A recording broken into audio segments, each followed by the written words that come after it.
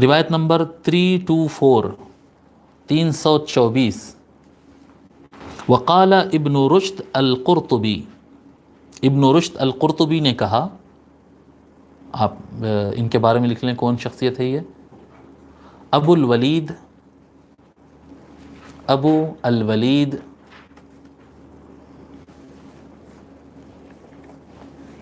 محمد بن احمد بن رشد القرطبی، ابو الولید محمد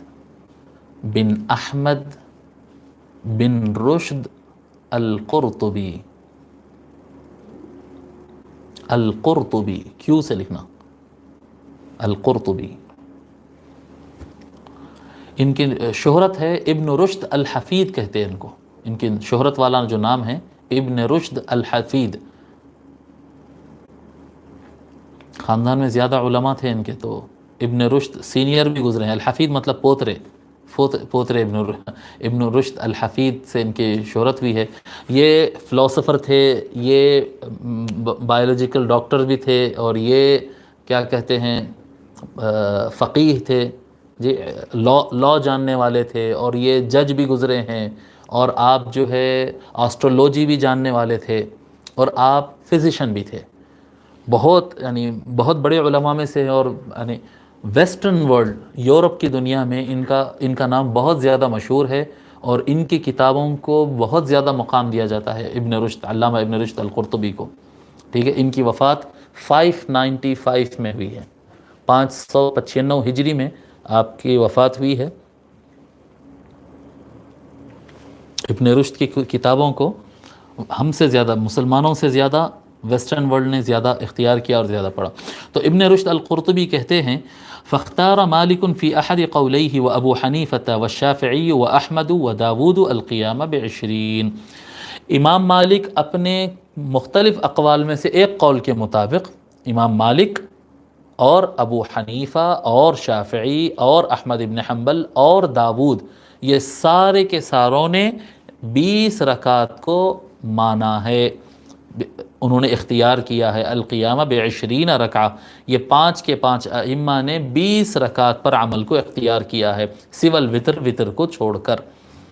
ٹھیک ہے۔ پھر آگے فرماتے ہیں ان مالکا روى عن یزید بن رومان، کہ امام مالک رحمۃ اللہ علیہ نے یزید بن رومان سے روایت کیا، قال كان الناس يقومون في زمان عمر بن الخطاب رضی اللہ عنہ ب23 رکعہ، کہ یزید بن رومان رضی اللہ تعالیٰ نے کہا ہے کہ لوگ حضرت سیدنا عمر بن خطاب رضی اللہ عنہ کے زمانے میں 23 رکعت کے ساتھ قیام اللیل پڑھا کرتے تھے۔ اب اس میں داود ایک نام جو ہے ان کے بارے میں آپ کو لکھنا ہوگا، یہ اوپر جو آج جن کے نام سے شروع کرے تھے وہ داود نہیں ہے، یہ داود کون ہے؟ یہ داود تمام غیر مقلد حضرات کے مسلک کے دادا حضرت ہے، یہ ان کا نام ہے ابو سلیمان، ابو سلیمان داود بن علی الظاہری، ابو سلیمان داود بن علی الظاہری۔ ہمارے پاس ہندوستان میں داود ظاہری کہتے ہیں،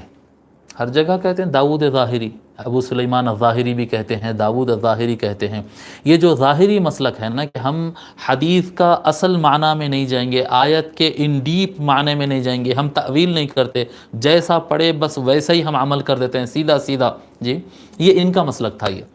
جتنے سلفی لوگ ہیں نا، سلفی لوگ آیات کی اور احادیث کی تطبیق کرنا، تعارض کو ہٹانا، معنی پہ غور کرنا، ائمہ نے کیا کہا کہنا، یہ جو ڈیپ میں جانے کا جو معاملہ ہوتا، سارے ائمہ ایسا کرتے تھے۔ امام یہ جو ہے داود ظاہری، یہ کوئی غلط آدمی نہیں تھے، ان کا ایک مسلک ہے، یہ بھی جو سلفیہ کا ایک طریقہ کار ہے، سلفیہ کا جو ہم تقلید نہیں کرنا، اور جو ظاہر حدیث سامنے آ گئی بس اس کے اوپر عمل کرنا، یہ بھی ایک مسلک ہے، لیکن اس کے اندر بھی بہت زیادہ علم ہونا پڑتا ہے، تب جا کے آدمی عمل کر سکتا ہے۔ تو اب دیکھیے 4 مسلک ہے اہل سنت والجماعت کے، اور 5ویں جو ہے غیر مقلدین کا موقف ہے۔ تو امام ابو حنیفہ، امام مالک، امام شافعی، امام احمد بن حنبل اور داود ظاہری، جن ساری دنیا عدم تقلید، غیر مقلدین کی دنیا، جن کو ان کے سب سے اوپر کے جو استاد ہے اور یہ مسلک کے جو بانی ہیں، جن کا خود غیر مقلدین کو نام نہیں معلوم ہے، یعنی ابن تیمیہ بھی جو ہے اگر حنبلی نہ ہوتے تو داود ظاہری کے ماننے والے ہوتے، اور سارے جا کے ان کے اوپر رکتے ہیں، وہ سب کے سب جو ہے 20 رکعت کو تسلیم کیے ہیں، ٹھیک ہے۔